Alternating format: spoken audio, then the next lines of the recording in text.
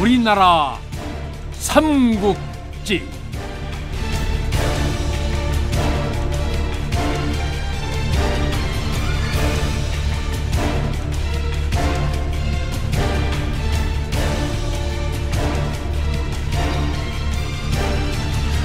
제84부 고당전쟁 첫 번째.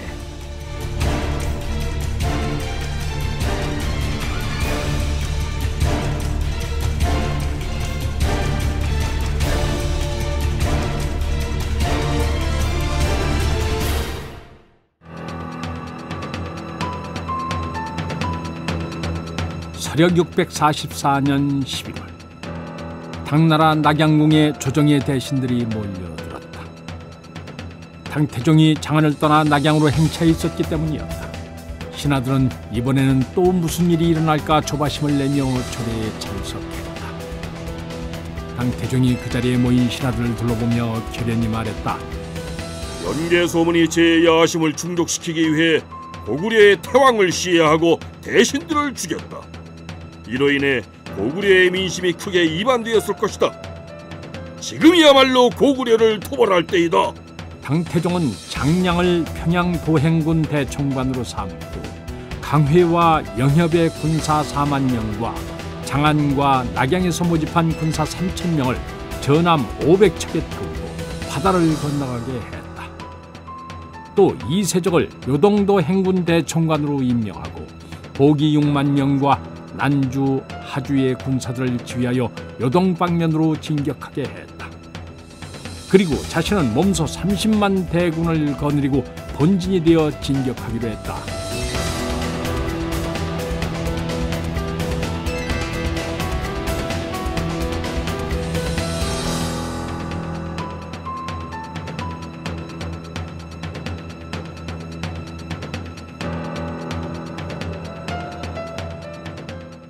이듬해 3월 당태종은 낙양에서 정주로 나아갔다. 정주에 도착한 당태종은 주위의 신하들을 돌아보며 말했다. 지금 천하의 모든 나라들이 짐에게 머리를 조아리건만 오직 요동의 고구려만 복종하지 않고 있다. 고구려 왕은 군사의 강성함만을 믿고 우리를 가벼이 여기니 훗날 큰 해가 될까 걱정이다. 짐은 친히 고구려를 정벌해서 후한을 없애려 한다. 당태종은 천하 만백성이 자신의 발밑에 엎드렸다고 생각해왔는데 고구려가 고개를 꼿꼿이 치켜들자 부하가 나 있는 상태였다. 고구려는 예로부터 천손사상을 바탕으로 특유의 천화관을 펼치고 있는 나라였다. 게다가 고구려의 권력을 잡고 있는 연개소문은 한술 덧도 당나라를 정벌해야 한다고 주장하고 있었다. 당태종으로서는 그러한 고구려를 지켜보기만 할 수는 없었다. 그래서 신하들의 반대를 무릅쓰고 고구려 원정에 나선 것이었다.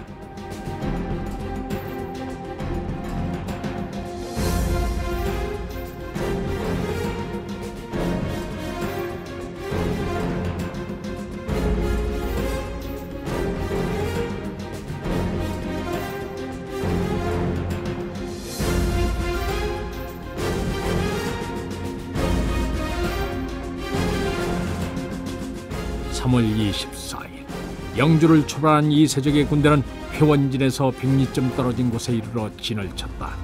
이세적은 부총관인 강하왕 이도종을 비롯하여 장검, 장사규 등 수하 장군들을 불러 모아놓고 지시를 내렸다.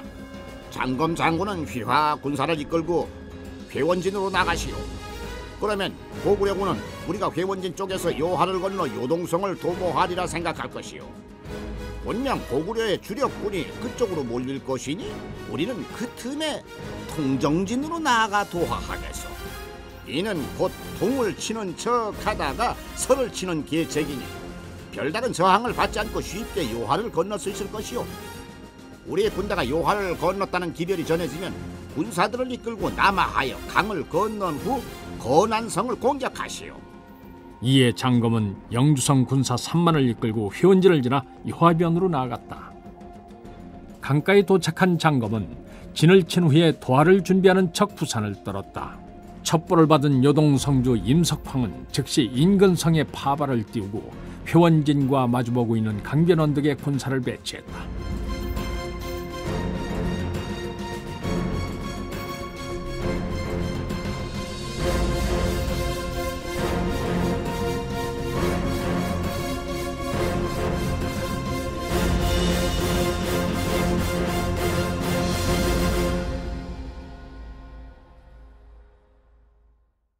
그런데 열흘이 지나도 건너편의 당군들은 강을 건너오지 않았다. 임석황이 의아하게 여기고 있을 무렵 갑자기 신성에서 전령이 당도했다. 전령은 요동성주를 만나자마자 다급하게 말했다. 장군, 적들이 통정진을 거쳐서 요하를 건넜습니다.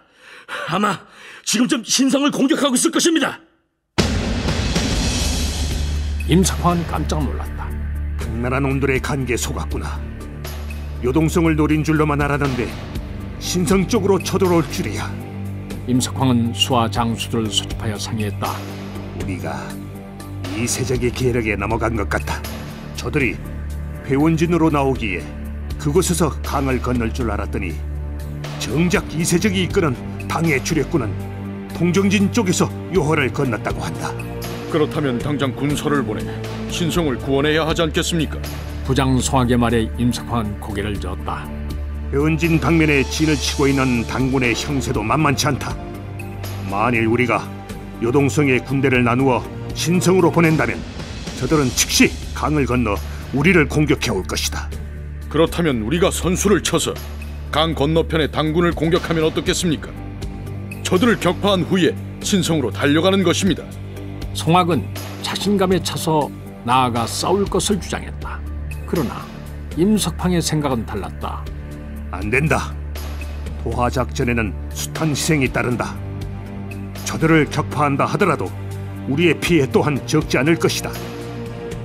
이럴 때는 성을 굳건히 지키며 적을 맞아 싸우는 것이 상책이다. 신성은 결코 호락호락한 성이 아니니 당군의 공격을 충분히 막아낼 수 있을 것이다. 임석황은 건안성, 안시성, 백암성 등지에서 지원 나왔던 군사들을 다시 각자의 성으로 돌려보내면서 수성의 전력을 기울이라 당부했다.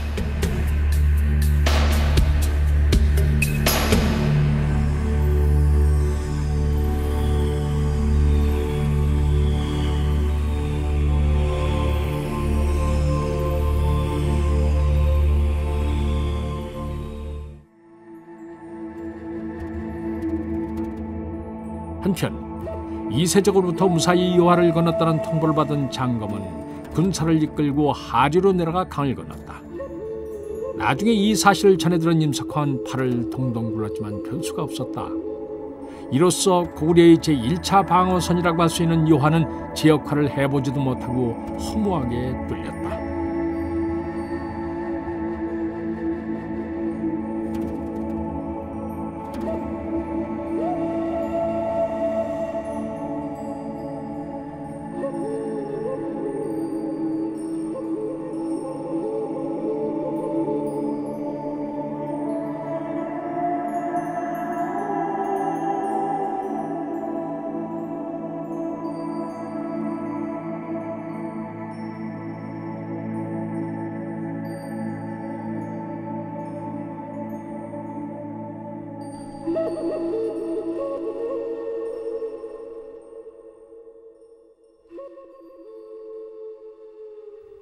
평양의 지휘부에서는 연개소문의 주재 아래 대책회의가 열렸다.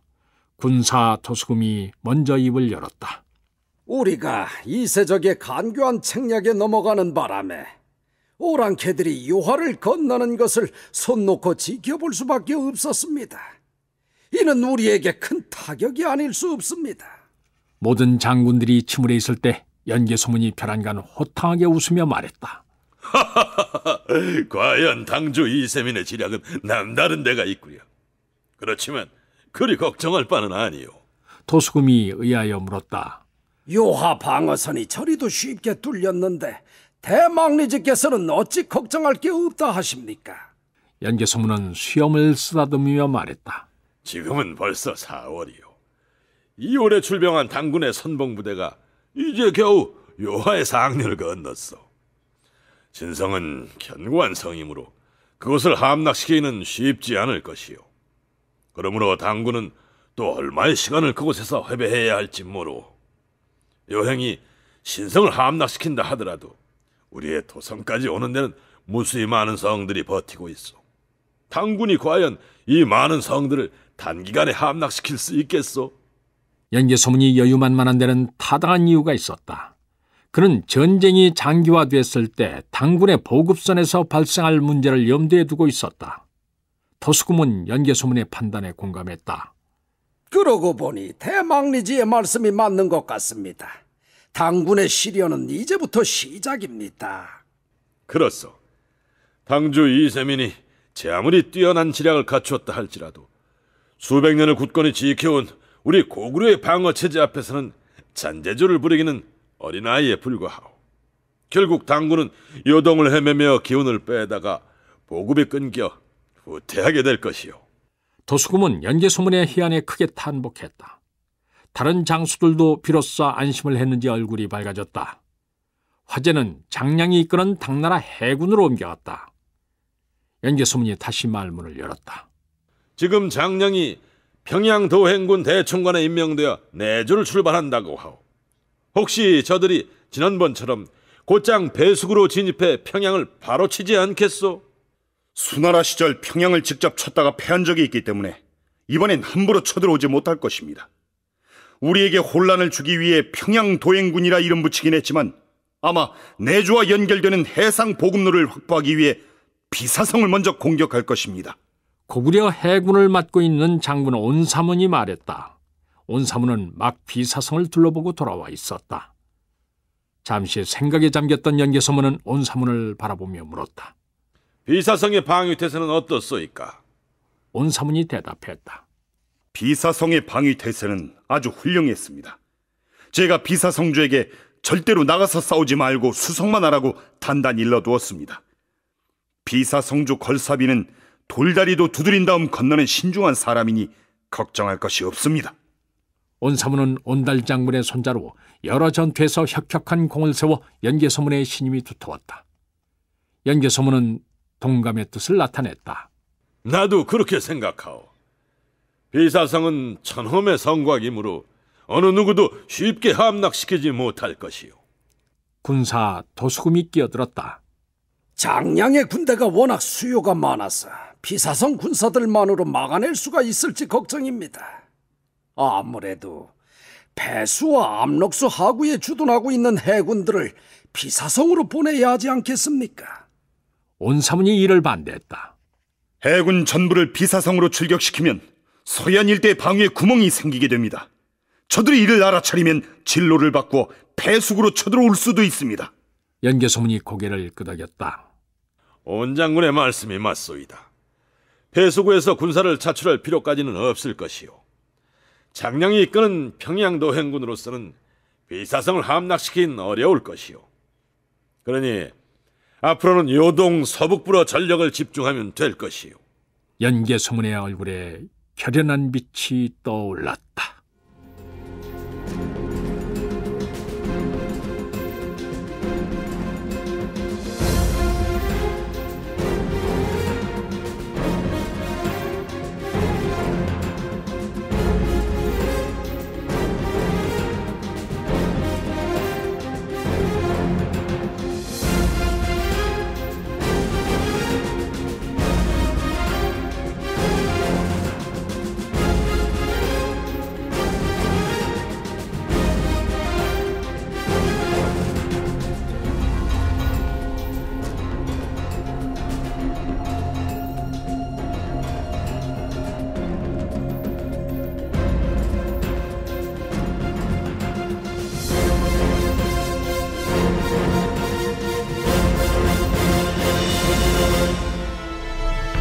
요하를 건넌 이세적의 군대가 현도 땅에 이르자 주변의 고구려 성들은 모두 성문을 닫아걸고 방어태세에 돌입했다. 이세종은 부대 총관인 강하왕 도종에게 명의해 신성을 치게 했다. 신성은 3세기 말 축조된 성으로 서력 335년인 고구건왕 5년에 증축됐다. 높이 90에서 140m의 야산 3개를 한데 묶은 환성으로 남쪽으로 흐르는 호나의 지류가 천연의 해자 역할을 하고 있었다. 성 외곽의 총 길이는 10리가 넘었고 특히 남쪽 성벽은 높고 가팔라서 성문을 통하지 않고는 진입하기 어려웠다. 신성은 고구려 서북변의 요충지이자 초원으로 나가는 관문으로 전략적 가치가 높은 곳이었다. 그래서 후연과 돌궐 등의 침입을 여러 차례 받기도 했지만 그때마다 험준한 지형과 용감무쌍한 군사들 덕분에 물리칠 수 있었다. 강화왕 도종은 절충도의 조삼량에게 군사 수천을 주어 신성을 공격했지만 고구려 군사들의 완강한 저항에 부딪혀 많은 군사들을 잃고 물러날 수밖에 없었다.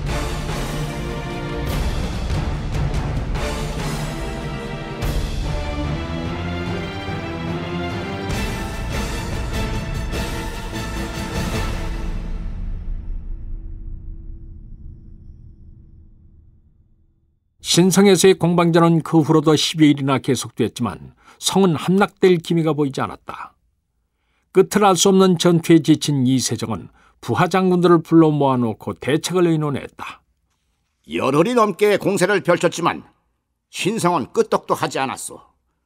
과연 천혜의 요지에 세워진 성답게 쉽지 않구려. 무슨 좋은 방법이 없겠소?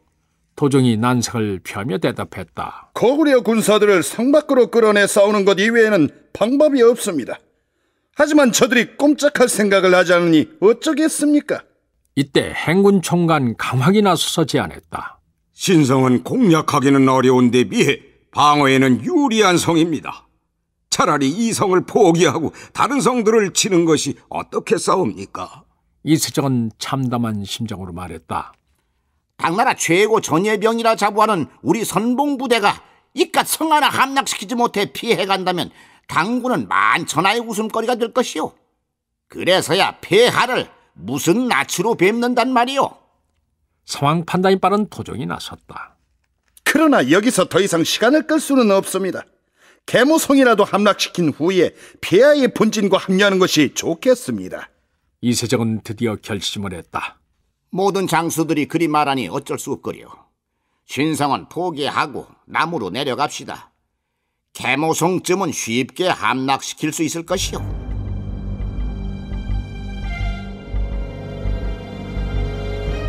다음 날 당나라 선봉대인 요동도 행군은 일제히 영차를 거두고 남으로 진군하여 계모성 앞에 이르렀다.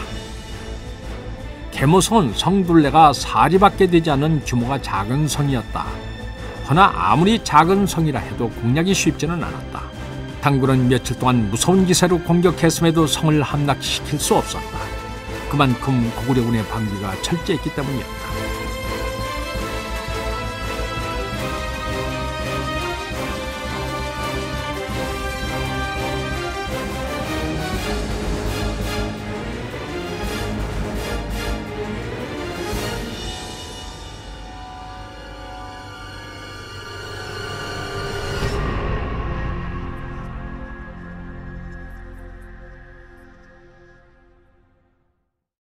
계모성조차 여의치 않자 얼굴이 달아오른 강확이 머뭇거리다가 이세적에게 말했다. 계모성도 만만치 않습니다. 굳이 이곳에서 시간을 허비하지 말고 요동성으로 바로 나아가는 것이 어떻게 싸웁니까? 이세적은 강확이 한심스러웠다. 왕명을 받고 요하를 건넌 이후로 아무것도 이룬 것이 없는데 그나마 전력이 약한 계모성마저 포기하고 가자는 말이 어찌 입 밖으로 나올 수 있단 말인가. 이는 싸울 생각이 없다는 뜻이었다. 생각이 여기에 미친 이세종은 칼을 빼어들고 큰 소리로 꾸짖었다. 신성은 그렇다 치더라도 이 작은 계모성 하나 함락하지 못한단 말이냐? 닷새의 여유를 주겠다. 그래도 함락시키지 못하면 너희들의 목부터 벤 후 나도 자결하겠다. 이세종이 이렇게까지 나오니 강확을 비롯한 장수들은 정신이 번쩍 들었다. 무거운 마음으로 자신의 진영으로 돌아온 강확은 군사들을 불러 모아놓고 명을 전했다. 대청관께서 닷새의 여유를 주셨다. 나는 너희들에게 나흘의 시간을 주겠다. 나흘 이내에 저 성을 함락시키지 못하면 너희들 목부터 베겠다. 그러니 알아서들 하여라. 말을 마친 강화은 칼을 비껴들고 계모성 앞으로 달려나왔다.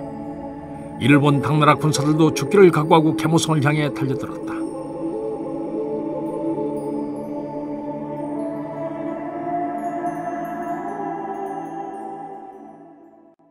강화기 선두에 서서 당군들을 지휘하고 있을 때 성 위에서 이를 바라보고 있던 계모성주는 활잘 쏘는 부장을 불렀다.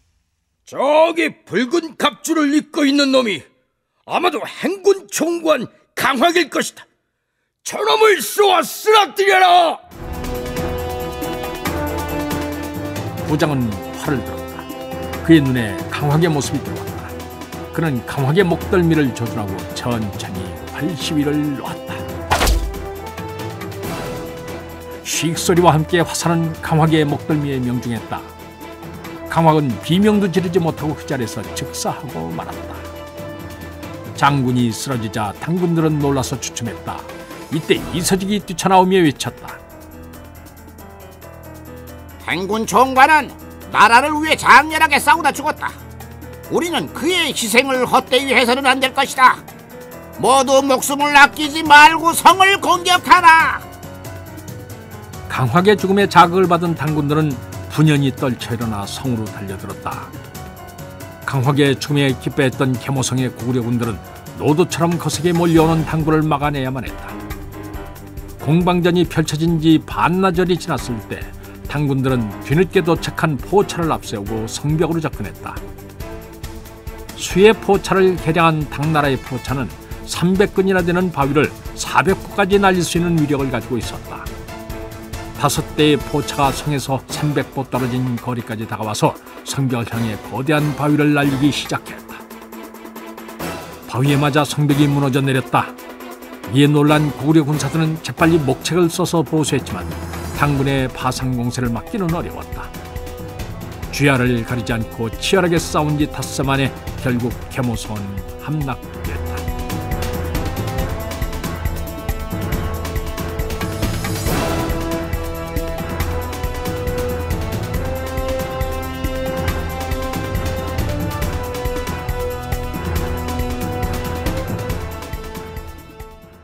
평양도 행군 총관 장량은 3월 중순에 전함 500척을 이끌고 내주를 출발했다.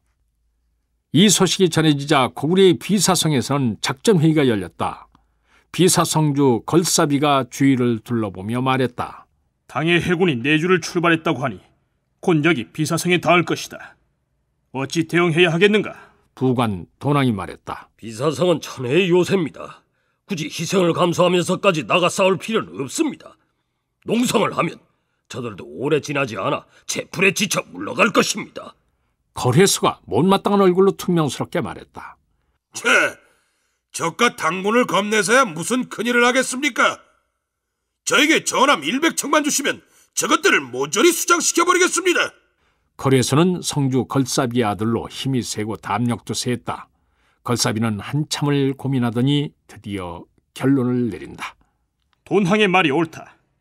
지난번 온사문 장군이 오셨을 때 당군이 쳐들어오면 성을 굳게 지키고 나서지 말라고 했던 말이 생각나는구나. 수성전을 펼치기로 하자.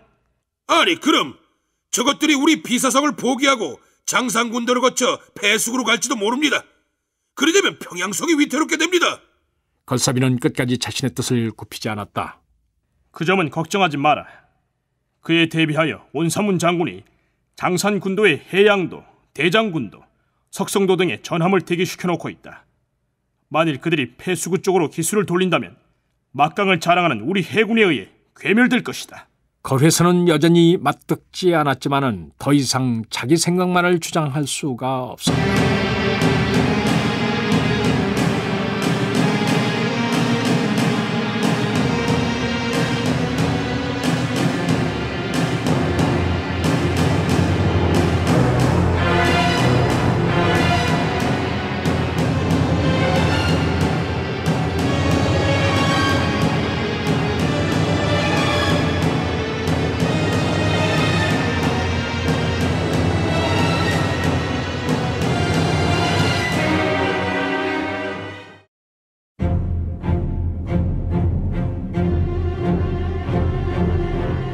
3월에 내주를 출발한 장량의 선단은 등주를 거쳐 4월 초에 비사성 앞바다에 닿았다. 묘도 군대에 기지를 두고 있던 고구려 초계선을 피해 멀리 돌아왔기 때문에 예상보다 늦어졌다. 장량이 호탕하게 웃으면서 말했다. 연계 소물이 우리 선단의 위력에 겁을 먹었구나. 우리가 이곳까지 들어왔는데도 고구려 해군의 배는 한 척도 보이지 않으니 말이다. 옆에서 총관 정명진이 맞장구를 쳤다. 그러게 말입니다. 고구려가 해전을 포기했나 봅니다. 그렇다면 비사성을 사수하겠다는 뜻이 아니겠습니까? 장량이 거만하게 일성을 토했다. 첩자들의 보고에 의하면 비사성의 군사는 겨우 4-5천 명 남짓이고 성주 걸사비는 나이가 들어 겁이 많다고 한다. 우리가 상륙하는 모습만 보고도 놀라서 성문을 열고 항복할 것이다.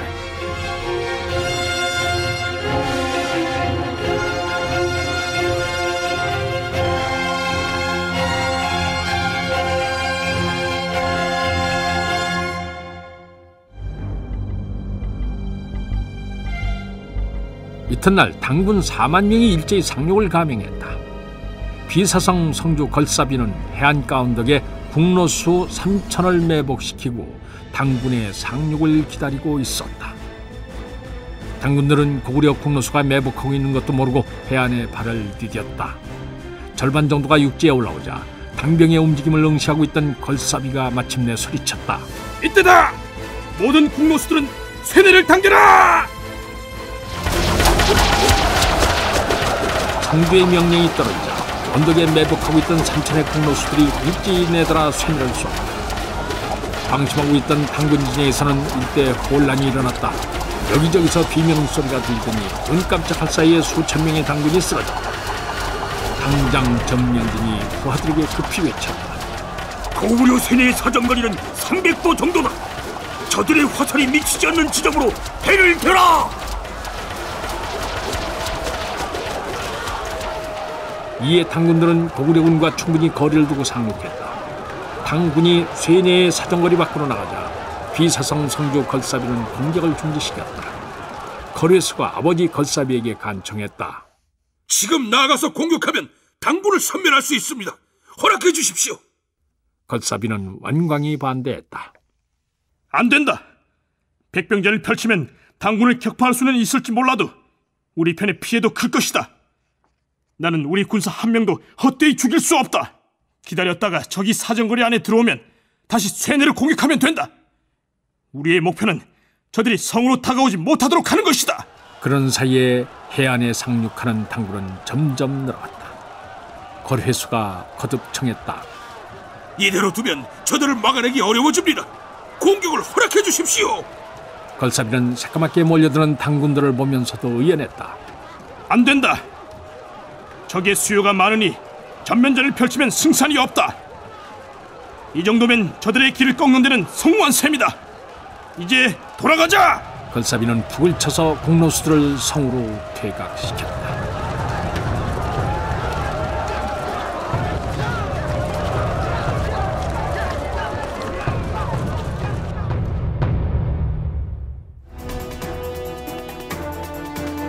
요동반도 남단에 금주가 있다. 여기서 동북쪽으로 80여 리쯤 가면은 해발 635m의 대흑산이 있고 그 위에 비사성이 위치해 있다. 성 둘레가 20리 정도 되는 비교적 큰 성이다. 성의 주위는 온통 기암절벽으로 되어 있고 오로지 서쪽만이 경사가 비교적 완만했기에 공성을 하는 쪽에서는 서쪽을 노릴 수밖에 없었다. 장량은 몇몇 장군들을 거느리고 비사성을 둘러보고 나니 탄식이 절로 나왔다. 과연 천혜의 유세로구나.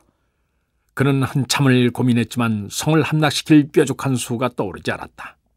그래서 수하 장군들을 모두 불러 방책을 논의했다. 장량은 총관 정명진에게 물었다. 저 비사성을 점령하려면 어떻게 해야겠소? 방법이 떠오르지 않는구려. 정명진이라고 별다른 대책이 있을리 만무했다. 별 수 없습니다. 서문 쪽으로 공격하는 수밖에. 많은 희생이 따르겠지만 그 방법뿐입니다. 부총관 상하가 끼어들었다. 일단 공격을 해보면 저들의 허실을 알 수 있을 것입니다. 소장에게 맡겨주십시오. 장량은 상륙하면서 많은 군사를 잃었기에 무턱대고 공격하는 것이 망설여졌지만 달리 방법이 없었다. 좋소. 모든 공성 무기를 동원해서 서문을 쳐부숩시다.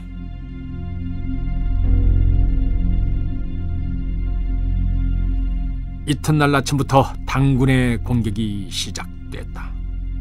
당군이 서문 앞에 이르자 성벽 위에서 화살이 새까맣게 쏟아져 내렸다. 강한 쇠뇌에서 쏟아진 화살은 당군의 갑옷은 물론 방패까지도 뚫어버렸다. 당군은 일시에 수백 명이나 쓰러졌다. 이에 당군들은 무쇠로 만든 솥뚜껑으로 몸을 가리고 성벽을 기어 올라갔다. 강력한 쇠뇌로도 무쇠로 만든 솥뚜껑을 뚫을 수는 없었다. 그러자 이번에는 성벽 위에서 바위돌과 펄펄 끓는 물이 쏟아져 내렸다. 당군은 발석차를 동원하려 했지만 경사가 급하고 성벽이 높아 쓸 수 없었다. 당군이 자랑하는 공성무기들도 천엄의 요새 앞에서는 무용지물이었다. 이렇게 보름이 지나자 당군은 적지 않은 피해를 입었다.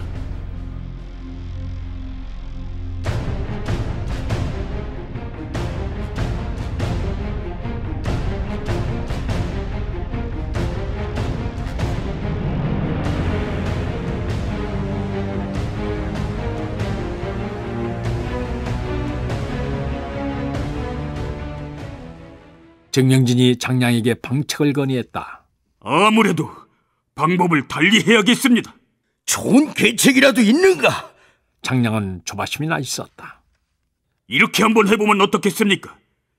비사성주의 아들 거래수는 용력이 대단한 데 비해 성미가 아주 급하다고 합니다. 그러니 우리가 비사성을 포기하고 철수한다는 소문을 내는 것입니다. 그런 연후에 실제로 회군하는 척하며 패로 물러가면 성미 급한 거래수는 공을 세우기 위해 군사들을 이끌고 나올 것입니다. 우리는 미리 성주 위에 군사를 매복시켜 두었다가 고구려군이 성문으로 나오면 재빨리 뛰어들어가 성을 점령하면 됩니다. 그러면 누구를 보내면 되겠소? 제가 직접 군사들을 거느리고 가 매복하고 있겠습니다. 장군께서는 성 안의 고구려 군사들을 성 밖으로 유인만 해주십시오. 장량은 한참을 고민하더니 마침내 동의했다. 이튿날이었다. 장량은 장군들에게 영을 내렸다. 이제 영체를 뽑고 해안을 따라 건안성으로 올라갈 테니 장군들은 준비를 하시오. 명령이 떨어지자 당나라 군사들은 기뻐하며 당장 영체를 거두고 떠날 준비를 했다. 그들은 보름 동안 공격해도 끄떡없는 비사성이 지겨웠던 것이다.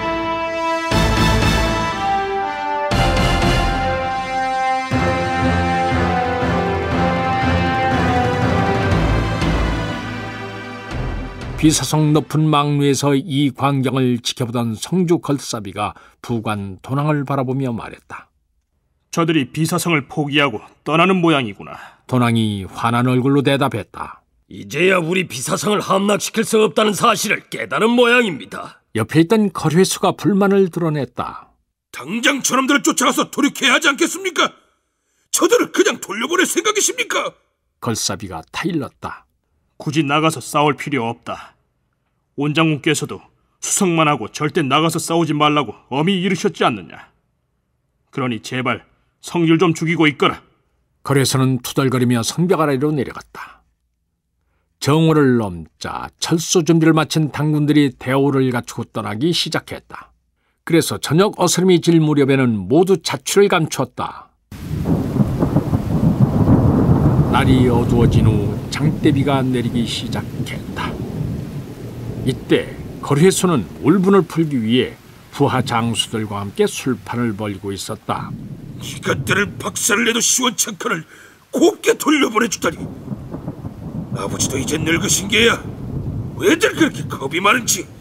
수하들도 거들고 나섰다. 그러게 말입니다. 마음 같아서는 당장이라도 성문을 열고 나가서 저 당나라 놈들을 박살내고 싶습니다만. 거래수가 의미심장한 눈빛으로 수하들을 둘러보며 말했다.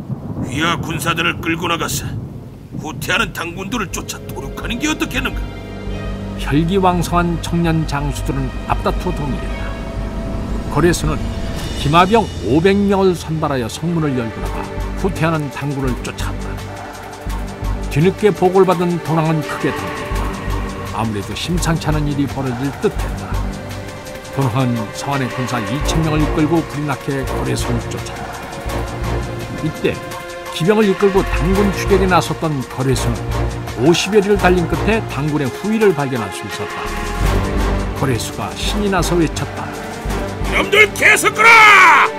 올 때는 마음대로 왔지만 가려거든 목을 내놓아야 한다!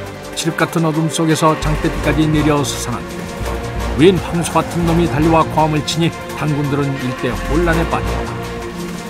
당군들은 거래수가 이끄는 고구려 기마병들을 피해 4분 5열에서 달아났다.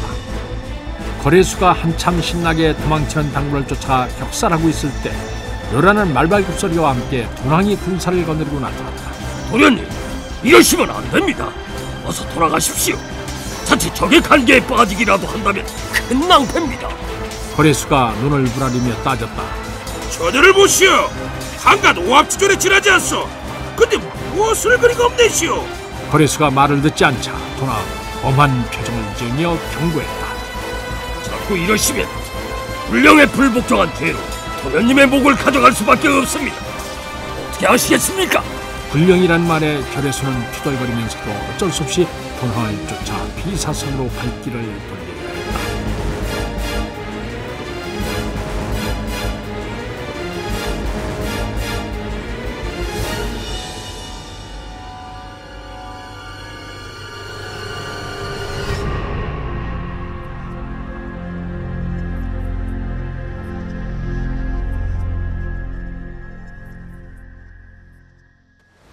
비사성 성문에 당도한 거래소는 문을 열라고 외쳤다.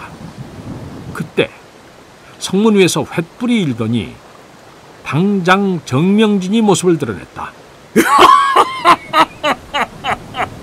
거래수야! 이 목을 내놓아라! 그제야 거래소는 적의 계략에 빠졌음을 눈치챘다. 거래수와 도낭이 군사들을 이끌고 성 밖으로 나간 사이 정명진이 성을 점령해버린 것이었다. 둔탁한 소리와 함께 거래수 앞에 사람의 머리가 날아와 떨어졌다. 성주 걸사비의 머리였다. 거래수는 가슴이 철렁 내려앉고 눈앞이 아득해졌다. 그는 슬픔이 복받쳐 올랐지만 슬퍼할 겨를조차 없었다. 성문이 스르르 열리더니 수많은 당군들이 쏟아져 나왔다. 거래소는 달려드는 당군을 수십 명이나 도끼로 내쳤지만 중과부적이었다. 거래수가 물러나려 하는데 뒤에서 장량이 이끄는 당군이 나타났다. 고구려군은 몰려드는 당군에 포위되어 처참하게 죽어갔다.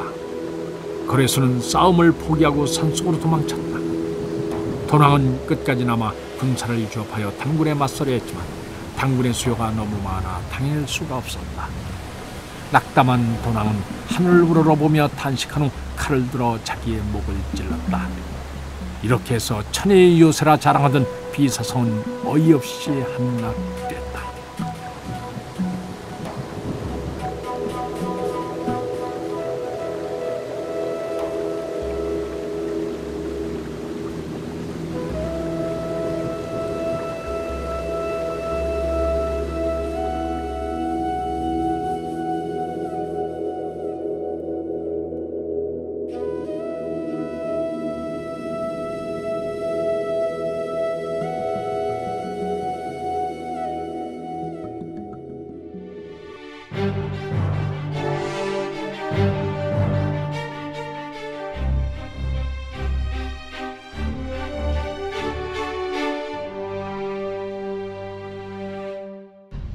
임동주 원작, 김기덕 연출, 제84부 고당전쟁 첫 번째 편이었습니다.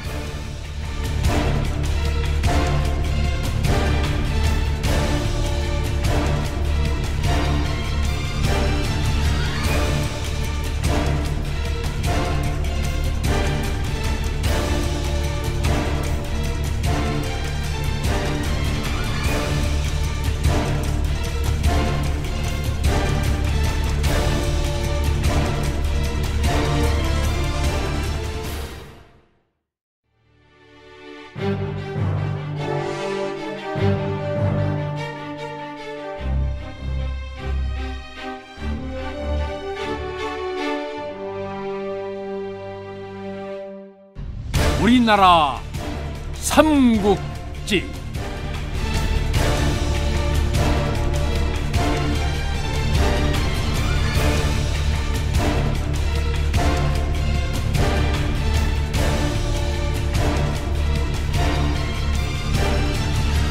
제84부 고당전쟁 두 번째.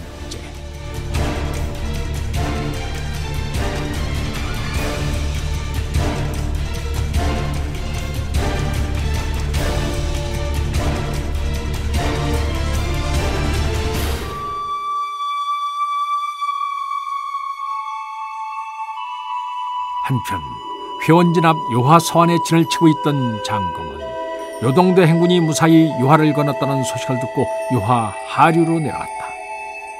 미리 일지군을 파견해서 뗏목을 만들어 두었기에 쉽사리 요하를 건너 건안성으로 나아갈 수 있었다.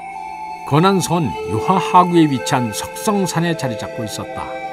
이 성은 영유태왕 14년 631년에 축조됐는데 해발 400m 정도 되는 석성산의 여러 봉우리들을 이어 포곡식으로 성벽을 쌓았고 총 둘레가 20리가 넘는 큰 성이었다. 서쪽은 자연 암벽으로 되어 있으며 북쪽은 완만한 능선을 이루고 있었다. 이 당시 건안성의 성주는 기동부였다. 그는 냉정하고 사려가 깊은 지장이었다. 건안성에는 국내성에서 파견된 경당 출신 군사들을 합해 약 2만 정도의 군사가 주둔해 있었고 2년치의 양곡을 보유하고 있었다.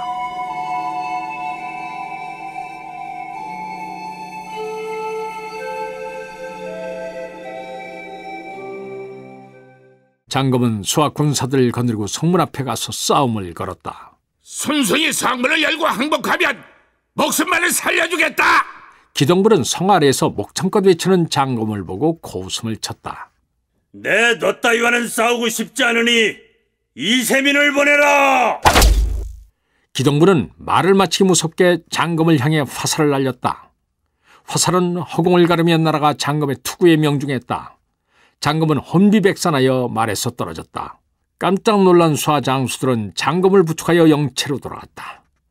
장검은 한참 만에 정신을 차리더니 주위를 돌아보며 물었다. 여기가 저승이냐 이승이냐? 아니, 내가 살아있는 것이 맞느냐? 부장 국자성은 어처구니가 없어 피식 웃었다. 화살이 장군의 투구에 맞았을 뿐입니다. 안심하십시오. 국자성의 말을 듣고서야 장검은 마음을 놓았다. 그러자 두려움이 그의 가슴속을 파고들었다. 아무래도 신중해야 할 것 같다.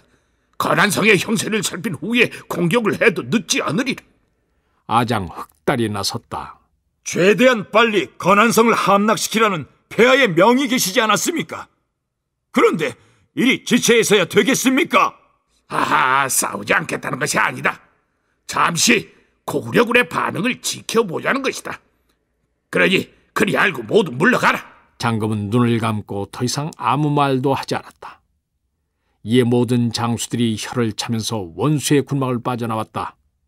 장수들은 부장 국자성의 막사에 다시 모였다. 도덕만 바라보고 있을 수는 없어.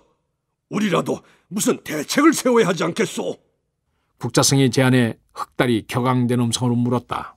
무슨 방책이라도 있습니까? 국자성이 대답했다. 오늘 도덕이 화살에 맞아 말에서 떨어지는 것을 고구려 군사들도 봤어. 그러니 이를 이용해 고구려 군사들을 유인해냅시다. 먼저 도덕이 죽었다고 소문을 낸 후 조기를 걸고 군사들을 시켜서 고걸하게 하는 것이오. 국자성의 계책을 듣고 장수들의 귀가 솔깃했다. 여기서 50리쯤 가면 계곡이 나올 것이오.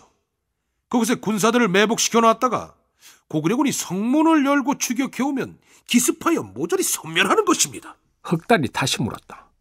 고구려군이 과연 성 밖으로 나오겠습니까? 도덕이 죽었다는 소문과 함께 회군하는데 저들이 나오지 않고 배길 수 있겠습니까? 국자성이 의기양양하게 말하자 장수들은 특이의 미소를 지었다. 그들은 전군의 영을 내려 조기를 걸고 곡을 하게 했다.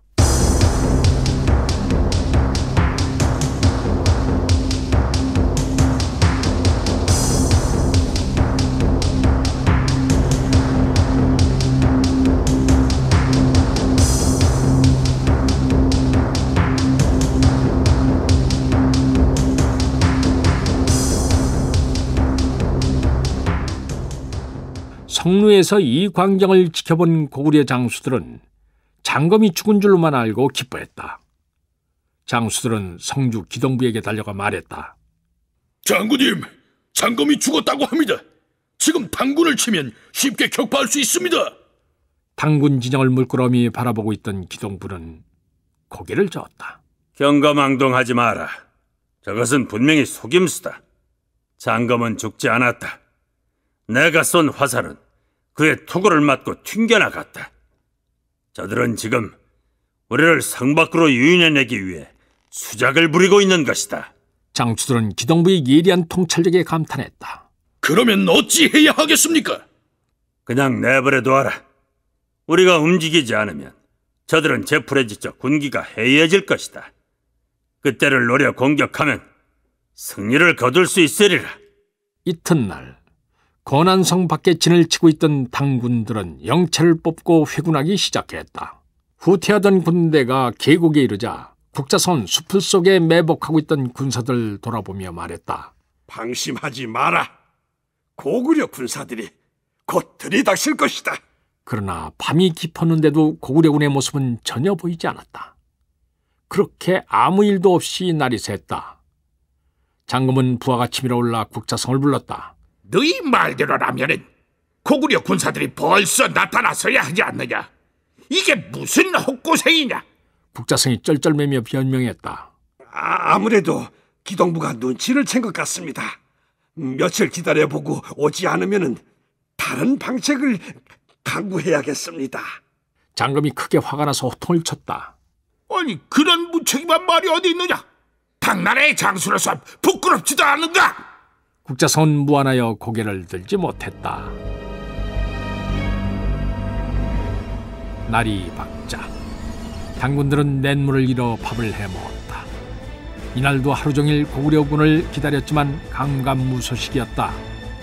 장검은 수하장수들과 의논한 끝에 하루만 더 기다려본 다음에 그래도 고구려 군사들이 나타나지 않으면 다시 건안성으로 돌아가기로 했다. 그날 밤에도 당군들은 혹시 고구려군이 나타날까 밤을 꼬박 새우며 기다렸지만 역시 나타나지 않았다. 이에 장검은 한 수 없이 군사들을 이끌고 다시 건안성으로 돌아갔다. 쓸데없이 영체를 뽑고 왔다 갔다 한 데다가 며칠 밤을 꼬박 세워 경계를 했기에 당군들은 매우 지쳐 있었다.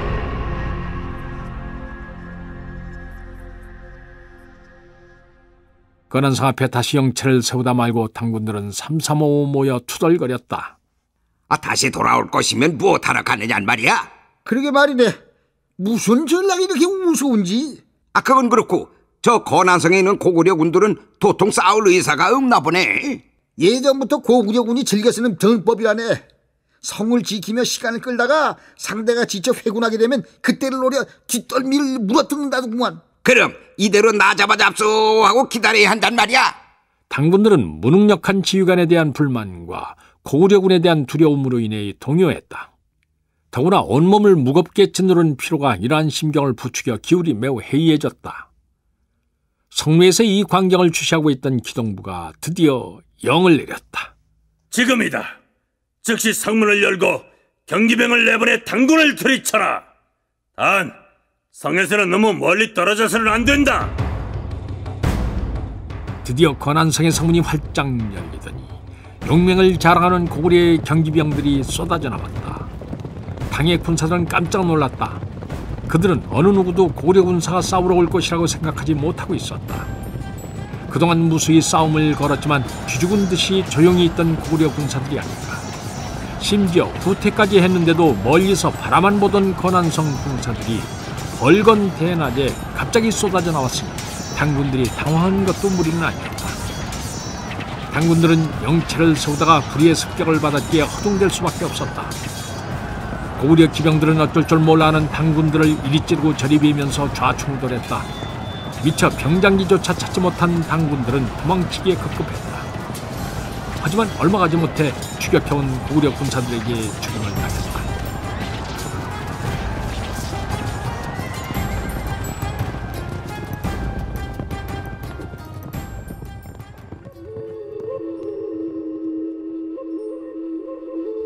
간신히 도망친 장검이 군사를 수습해보니 3만의 정병 중에 2만이 비었다.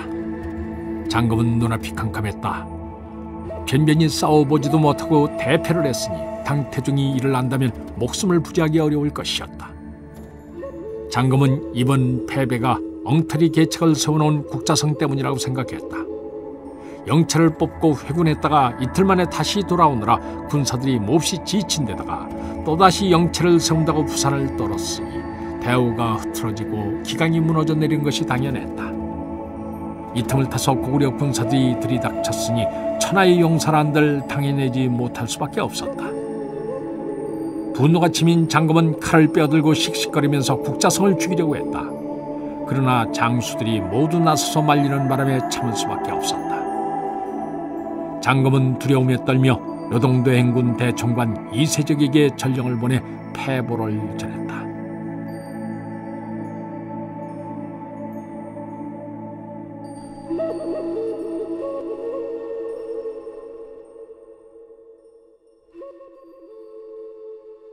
건안성 전투에서 당군이 패배했다는 소식을 듣고 이세정은 불같이 노했다.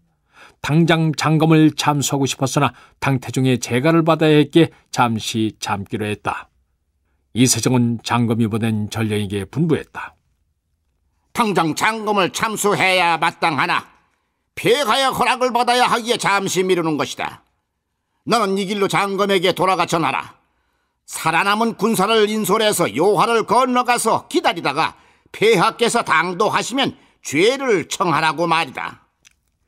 이세적이 명을 받은 장검은 할 수 없이 요하 서안으로 후퇴해야만 했다.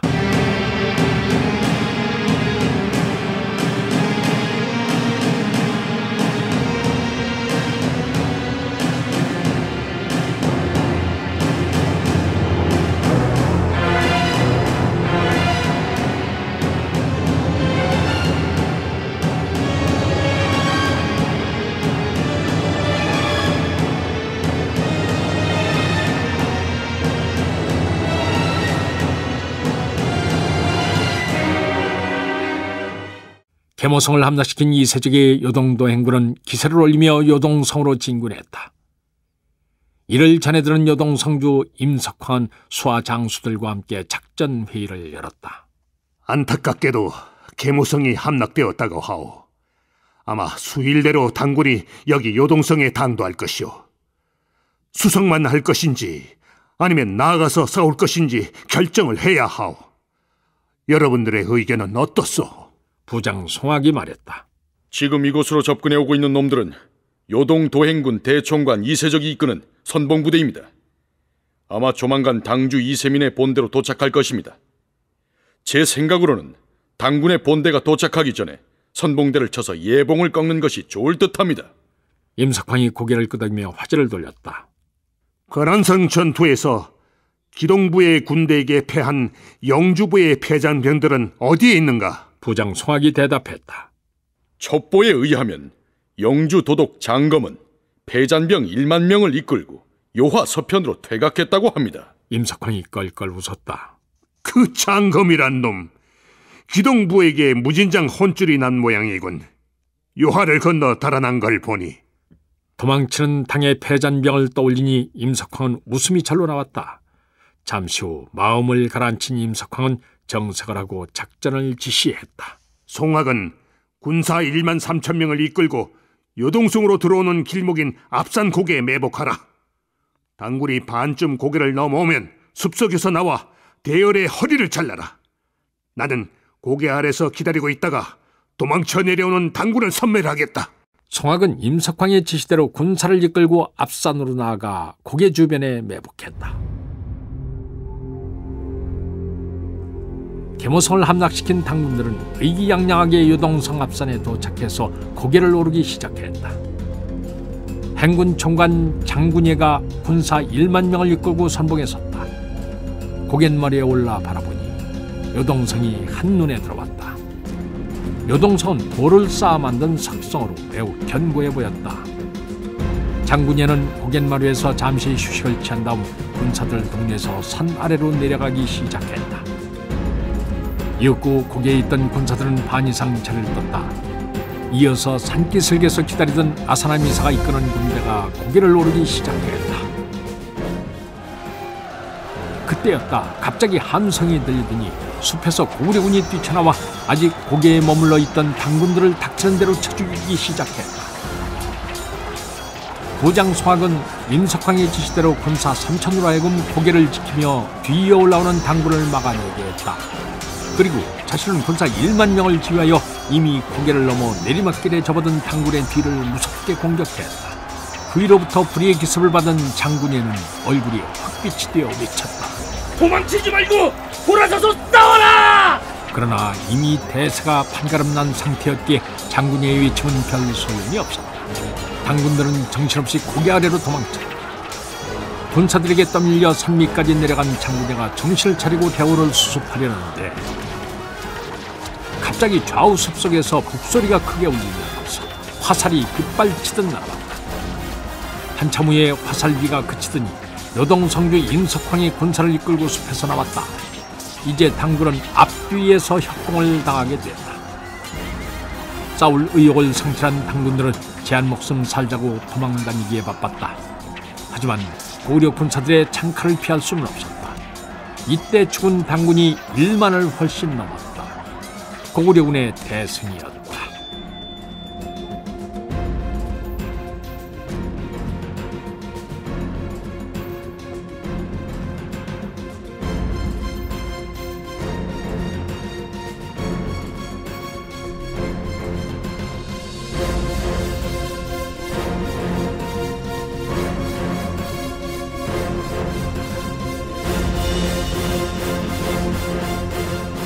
고구려군이 고개에 출몰했다는 보고를 받은 이세적은 대책 없이 발만 동동 구르고 있었다. 계모성을 함락시켰다고 고구려군을 너무 깔본 것이 탈이었다. 그래서 상대의 기습에 대비하지 못했던 것이다. 이세적은 분하여 이를 빡빡 깔았다. 고개를 오르던 아사나미사의 군대도 고전을 거듭하고 있었다. 이세적은 아사나미사에게 사람을 보내 군사를 물리게 했다. 이세적은 장군들을 돌아보며 한탄했다. 장군예가 고구려군을 너무 깔보고 덤벙대다니 결국 일을 그르쳤소. 척후병조차 내보내지 않은 모양이니 스스로 화를 자초했구려. 장군예는 잡아다 함거에 가둬두었소. 폐하께서 오시면 그때 처리하기로 하겠소. 그나저나 고구려 군사들이 고갯마루에 진을 치고 있으니 어찌해야 하겠소? 아사나미사가 씩씩거리며 말했다. 시석을 무릅쓰고 올라가서 고개를 탈환해야 합니다. 이세직이 걱정스럽게 물었다. 무조건 돌격하면 아군의 피해가 크지 않겠소? 계필하령 역시 강공을 주장했다. 그래도 할 수 없습니다. 이곳에서 폐하를 맞이할 수는 없지 않습니까? 희생을 무릅쓰고라도 진격해야 합니다. 아사나미사가 다시 말했다. 고구려군은 고작 해야 1만 정도입니다. 밀어붙이면 안 될 것도 없습니다. 이세적이 마침내 허락했다. 다음 날 아침, 이날따라 비가 부슬부슬 내리고 있었다. 아사나미사는 돌궐족 2천을 포함한 2만 명의 결사대를 이끌고 산을 올랐다. 이들의 손에는 철제 방패와 단검이 들려 있었다. 이세적은 남은 군사들을 이끌고 뒤따라 올라가기로 했다.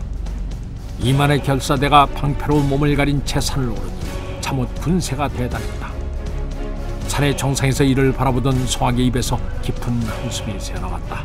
당군이 철제방패를 들고 산을 오르니 쇠뇌가 강해도 소용이 없구나. 또 비가 이렇게 내리니 불화살을 쏠 수도 없구나. 송악이 탄식을 마치고 부하 장수들에게 하명했다. 적의 기세가 매우 강하다. 하지만 겁먹을 필요는 없다. 우리들이 여기에서 죽는다는 각오로 싸우면 반드시 물리칠 수 있으리라. 고구려 군사들은 모두 죽기를 각오했다. 밤늦게까지 계속된 치열한 백병전 끝에 당군이 마침내 고갯마루를 점령했다. 이날 죽은 당군만 5천여 명이었고 고구려군도 1,000명 이상이 죽었다. 늦은 밤까지 전투를 벌였던 송악은 살아남은 고구려 군사들을 이끌고 요동성으로 귀환했다.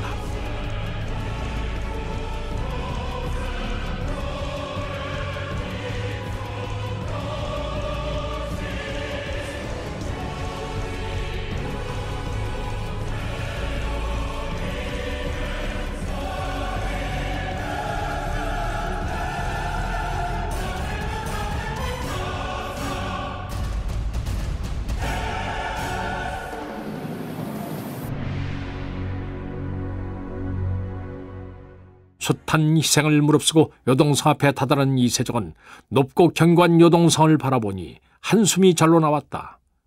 이세적의 심중을 헤아린 계필하력이 옆에서 간했다. 우리는 지금까지 너무나 많은 군사를 잃었습니다. 게다가 장검이 이끄는 군대가 건안성 전투에서 대패하는 바람에 군사들의 사기가 많이 꺾여 있습니다. 그러니 일단은 영체를 세우고 군사들을 쉬게 한 후 폐하께서 오실 때까지 기다렸다가 요동성을 공격하는 게 좋겠습니다. 이세적이 가만히 생각해보니 계필하력의 말이 옳았다. 현재의 병력으로 난공불락의 요동성을 함락시키기는 어려웠다.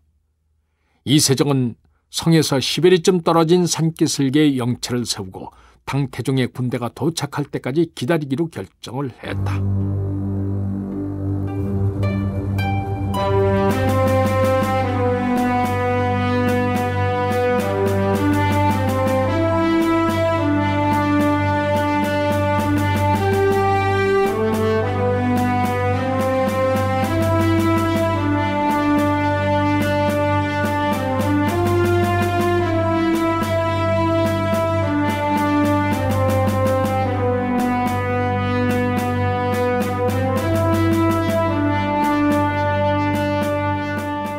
한편 요동의 상황은 속속 평양으로 보고됐다.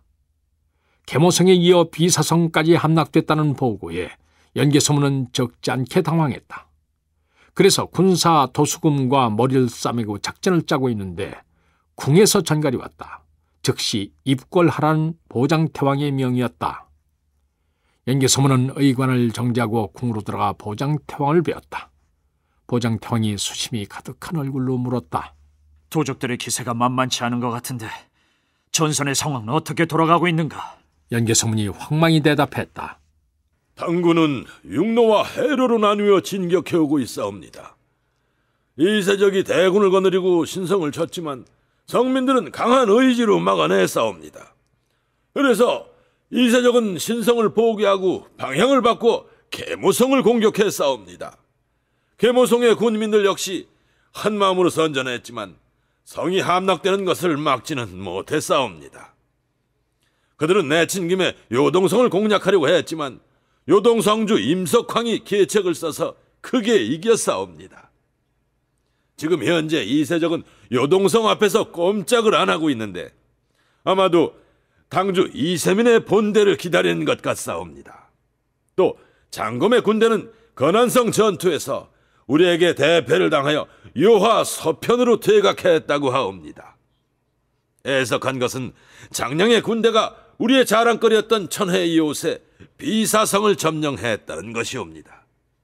그래서 지금 대책을 마련하고 있사옵니다. 한참 듣고 있던 보장태왕이 걱정스럽게 말했다. 그대가 처음에 말하길 신성, 요동성, 안시성, 건안성, 비사성 이렇게 5성을 지킬 수 있느냐에 이번 전쟁에 성패가 달려있다고 했소. 그런데 벌써 비사성을 잃고 요동성이 위험에 빠졌으니 큰일이 아니오. 연개소문은 태왕 앞에서 면목이 없었기에 입을 다물고 있었다. 보장태왕이 다시 물었다. 비사성이 함락되었다면 서해안의 방어에도 문제가 생길 것이 아니오. 연개소문이 확신에 차서 대답했다.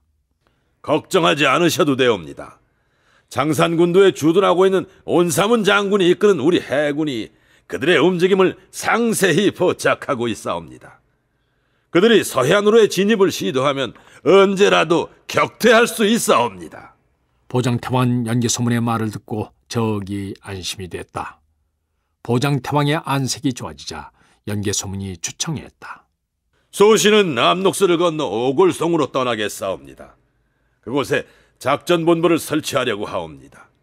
그리고 국내성과 신성의 파발을 보내 군사 4만을 차출해서 요동으로 보내겠사옵니다. 당주가 친정을 한다는데 그 정도의 군사로 되겠소? 일단 급한 불을 끄고 차차 상황을 보아 대응의 수위를 조절하면 될 것이옵니다. 궁에서 물러나온 연개소문은 군사 도수금을 데리고 오골성으로 떠났다.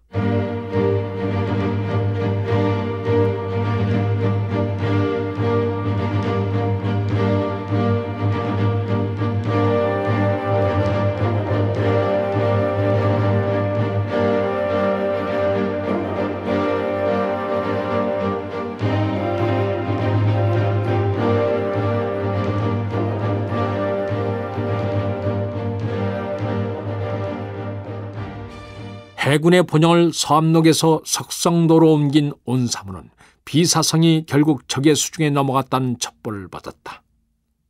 온사무는 즉시 인근 섬에 흩어져 있는 장수들과 함장들을 총집합시켰다. 이 당시 고구려 해군은 전투함이 500척이나 될 정도로 막강했다. 온사문이 심각한 어조로 말했다. 평양 도행군 장량의 군대가 비사성을 함락시켰다고 하오. 그렇다면 당군이 승세를 타고 곧장 평양을 치료할지도 모르오. 이들이 행동을 개시한다면 아마도 석성도 인근 바다를 지날 것이오.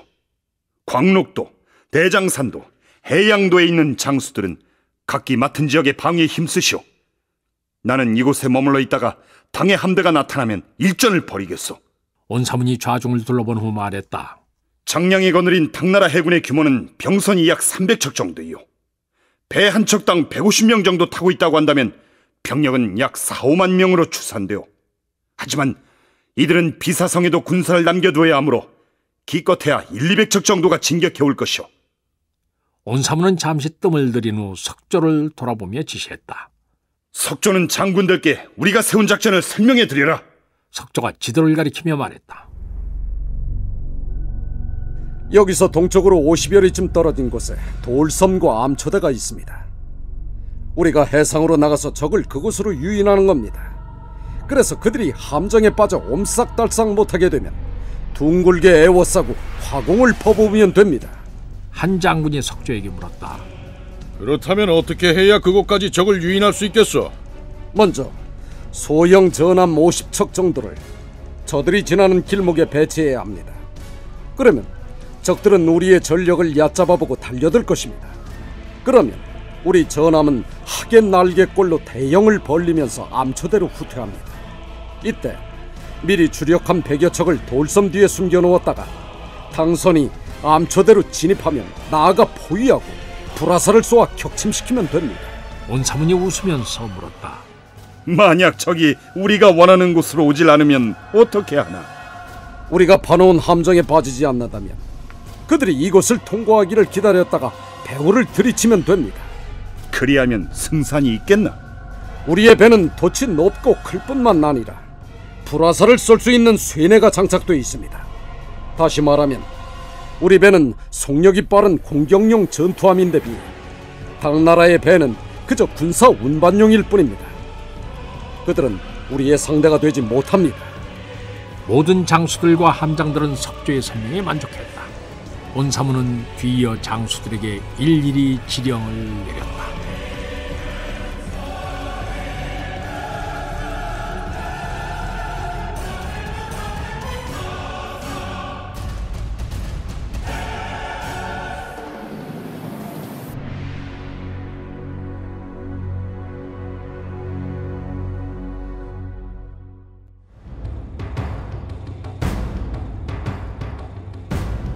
비사성을 함락시킨 장량은 득이만만했다. 육군과 접선할 거점을 마련해 두었으니 이제 마음 놓고 평양으로 나아갈 수 있었다. 그래서 장량은 해군 총관 구효충으로 하여금 고구려 해군의 전력을 파악하기 위해 함선 100여 척을 이끌고 장산군도로 나아가게 했다. 만약 고구려 해군의 방비태세가 형편없다면 곧장 패수부로 나아갈 생각이었다. 해군 총관 구효충은 100척의 배에 군사 1만 명을 태우고 장산군도로 나갔다. 순풍을 받아 대장군도를 지나 항해하다 보니 저 멀리 석성도가 시야에 들어왔다. 비사성에서 이곳까지 항해하는 동안 고구려 전함은 눈에 띄지 않았다. 석성도에서 오리쯤 떨어진 곳까지 나가니 드디어 고구려 전함들이 보이기 시작했다. 고구려 전함은 약 20-30명 정도의 군사를 태울 수 있는 작은 규모로 50여 척 정도였다. 구효충은 고구려 선달을 얕잡아 보았다. 고구려 전함이 드디어 모습을 드러냈다. 일시에 에워싸서 공격을 퍼부어라. 대장선의 고장이 진격의 북을 올렸다. 총관의 배에서 북소리가 울려 퍼지자 뒤를 따르던 배들도 북을 치며 항전 속도를 높였다. 순식간에 당선들이 고구려의 함선 주위로 몰려들었다. 석조는 계획한 대로 달아나는 척하며 암초지대로 당선을 유인해갔다. 당나라 해군은 함정인지 모르고 신이 나서 추격해왔다. 어느덧 당선들은 암초지대로 접어들었다. 이때 돌섬 뒤에 숨어있던 100여 척의 고구려 전함들이 일제히 북을 울리면서 섬 그림자를 빠져나와 당선들을 포위했다. 구요충은 아연실색했다. 황급히 배를 돌려 달아나려 했지만 암초에 가로막혀 마음대로 움직일 수가 없었다. 이미 몇 척의 당선이 암초에 부딪혀 좌초되고 말았다. 고구려 전함들은 북과 징을 울리며 포위망을 좁혀갔다. 예기치 못했던 고구려 전선들이 당나라 군사들의 얼굴에 또렷하게 보일 정도로 당선에 가까이 다가서자 고구려의 대장선에서 효시가 날아올랐다. 이를 신호로 150척의 고구려 전함에서 일제히 불화살이 발사되었다. 한 무더기를 이룬 불화살들은 마치 불새처럼 당선들을 덮쳤다. 당군들이 바닷물을 포올려서 불을 끄려고 했지만 불길은 이들을 비웃기라도 하려는 듯 더욱 맹렬한 기세로 타올랐다. 목숨을 구하기 위해 배를 버리고 바다로 뛰어드는 군사들이 속출했다. 불타는 배들로부터 뿜어져 나오는 화강이 하늘을 찔 듯했다. 구요충의 대장선을 비롯한 대부분의 당선들은 사나운 불길에 휩싸여 차례로 침몰해갔다. 이날 석성도 앞바다에서의 해전에서 당의 해군 총관 구요충을 비롯해 1만여 명의 당군이 불에 타 죽거나 수중고원이 됐다. 단지 10여 척 정도만 간신히 빠져나가 이사성으로 도망칠 수 있었다.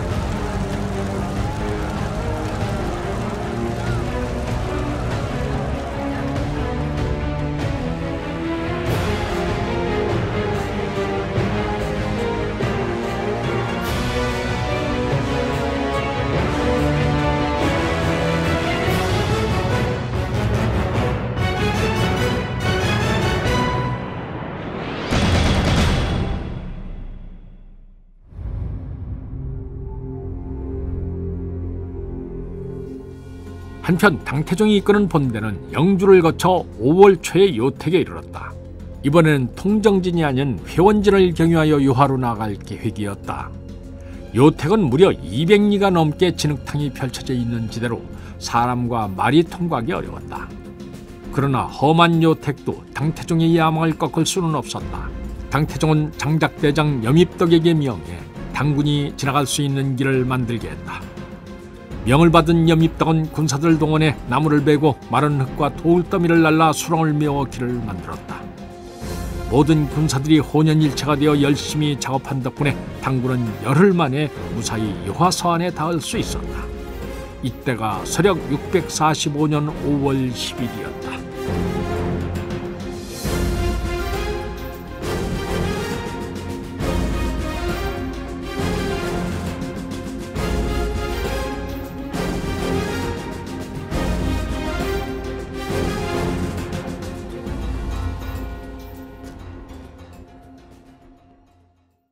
당태종이 요하 서편에 당도하니 건안성에서 패하고 물러나 있던 장검이 달려와 부복을 했다.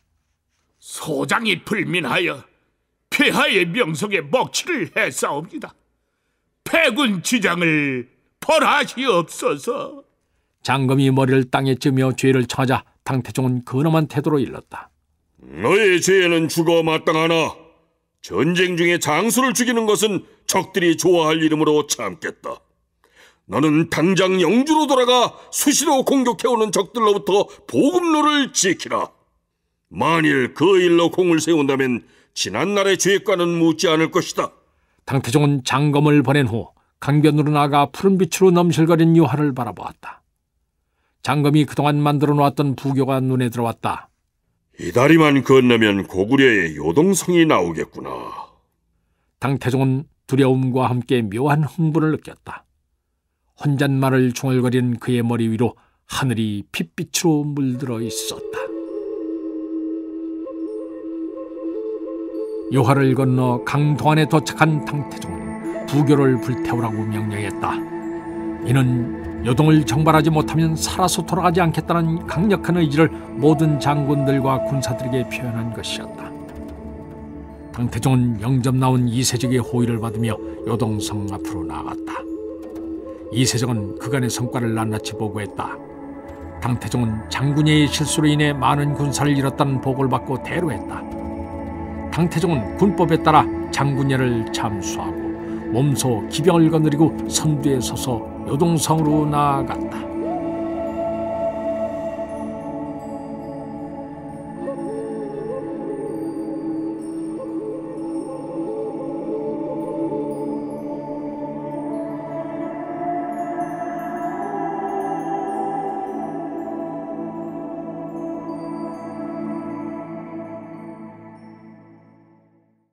당태종의 본대가 합류하자 당군의 요동성 공격은 다시 활기를 띠었다. 요동성 성주 임석황은 성루 위에서 당군의 형세를 살펴보았다. 까맣게 몰려드는 당군의 물결은 그 끝이 보이질 않았다. 위압적인 군세에 놀란 임석황이 부장 송악을 돌아보며 말했다. 당주 이세민의 군대가 합류하니 도적들의 형세가 자뭇 장대하구나. 특히 저들의 포차는 규모가 크고 강건해 보이니 이전보다 성능이 훨씬 좋아진 것 같다.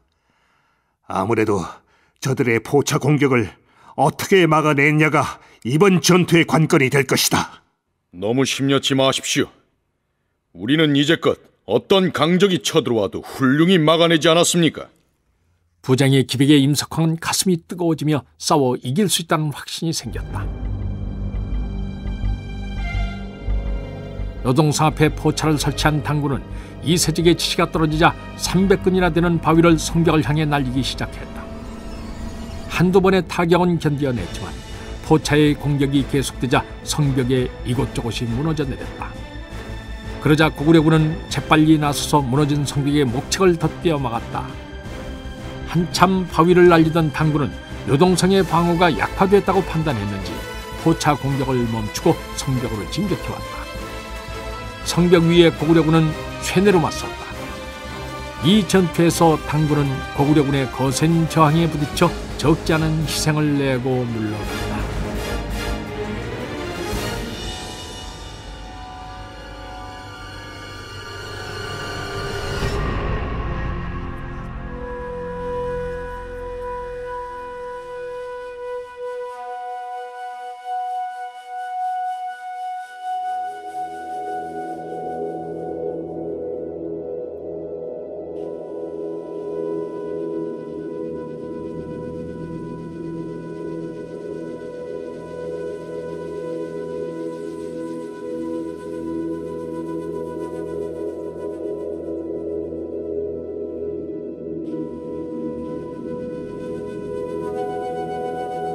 다음 날 아침 전열을 정비한 당군은 식전부터 바위를 날라 포차 주위에 산더미처럼 쌓아놓았다. 이세종은 굳은 얼굴로 군사들에게 호령했다. 지금부터 쉬지 말고 바위를 날려라. 여기 있는 바위를 전부 쏘아 올린 다음 운제를 앞세우고 성벽으로 돌진할 것이다. 기필코 요동성을 함락시켜야 한다. 드디어 당군들이 포차를 쏘서 바위를 날리기 시작했다. 성안의 고구려 군사들은 쉴 새 없이 날아오는 바위 때문에 운신하기조차 어려웠다. 포차 공격은 오후 늦게까지 계속됐다. 요동성은 견고한 석성이었지만 줄기찬 포차 공격을 받게 되니 성벽에 이곳저곳이 허물어져 갔다. 곧이어 이세적의 총 진격 명령이 떨어졌다. 요동성을 수십 겹으로 포위하고 있던 당군들은 운제를 앞세우고 함성을 지르며 돌격해갔다. 요동성 성벽 위에서 화살이 우박처럼 쏟아졌다. 진격하던 당군들이 여기저기서 쓰러졌다. 가까스로 성벽 아래까지 진출하자 위에서 끓는 물과 바위가 떨어졌다. 돌격과 후퇴를 거듭하는 가운데 당군의 피해가 점점 커지면서 고구려군 사상자도 늘어갔다. 치열한 공방전은 여러 날이 지나도 끝날 줄 몰랐다.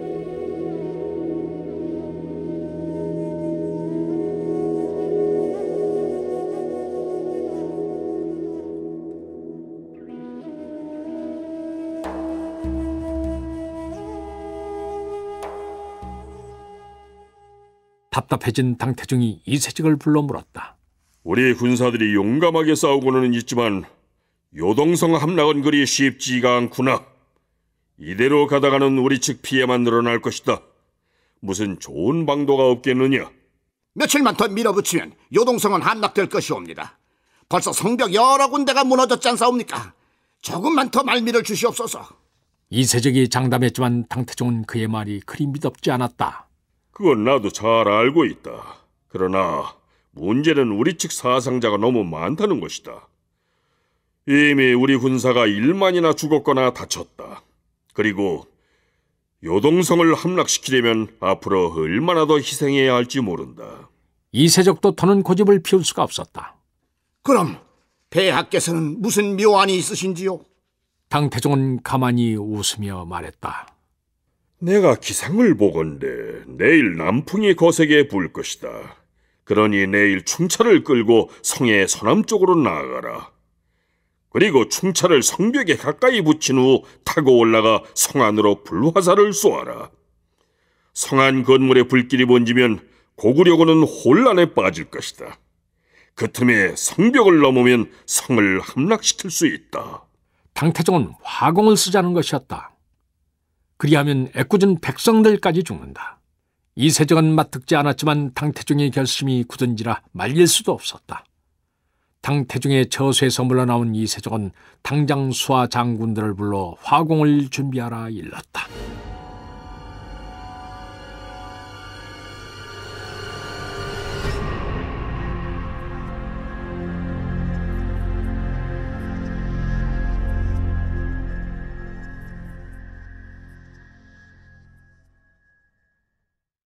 다음 날 아침 이세적은 군사들을 배불리 먹여 성의 서남쪽으로 이끌고 갔다. 성 가까이 진격하면 성 안으로 불화살을 쏘아라. 오늘은 남풍이 부니 화공에는 안성맞춤이다. 이번에는 기필코 요동성을 함락시켜야 한다. 자, 나가자!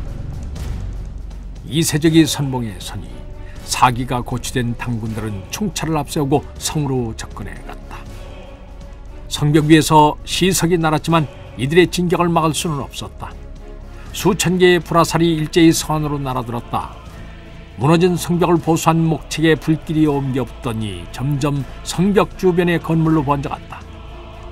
바람을 등에 업은 불길은 걷잡을 수 없을 정도로 세력을 키워갔다. 임석황은 급히 군사들을 내려보내 불을 끄려 했지만 불길이 너무 거세어서 손을 쓸 수가 없었다. 요동성의 군민들이 혼란에 빠져 우왕좌왕하고 있을 때 당군은 모래주머니로 해자를 메우고 운제를 설치하더니 드디어 성벽을 넘었다. 요동성의 군사들은 죽음을 두려워하지 않고 맞섰지만 이미 성벽을 타고 넘기 시작한 당군을 막아내기에는 역부족이었다. 결국 요동성은 고당 쌍방간의 숱한 희생을 치르고 함락되고 말았다. 이때가 645년 5월 17일이었다.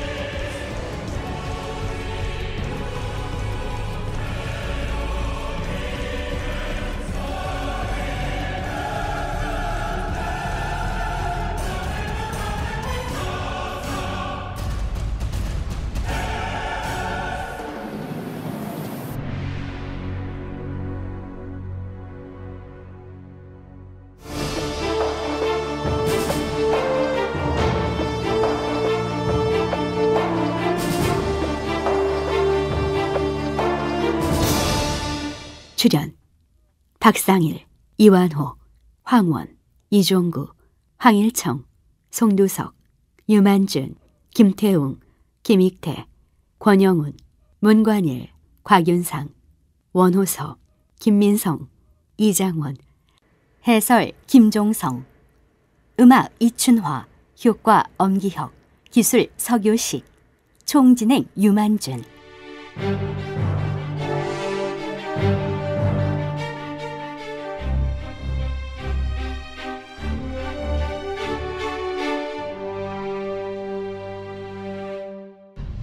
임동주 원작, 김기덕 연출, 제84부 고당 전쟁 두 번째 편이었습니다.